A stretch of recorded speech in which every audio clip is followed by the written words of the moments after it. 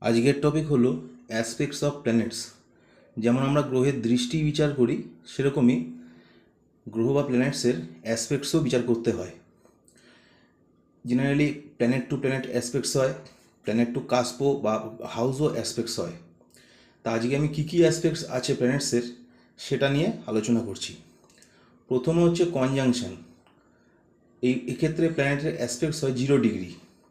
তারপরে হচ্ছে প্যারালাল, তার অ্যাসপেক্টস হচ্ছে 0 ডিগ্রি।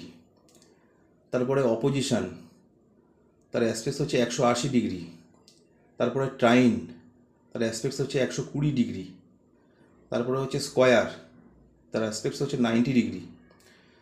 তারপর হচ্ছে সেক্সটাইল, তার অ্যাসপেক্টস হচ্ছে 60 ডিগ্রি। তারপর হচ্ছে সেমি স্কোয়ার, তার অ্যাসপেক্টস হচ্ছে 45 ডিগ্রি।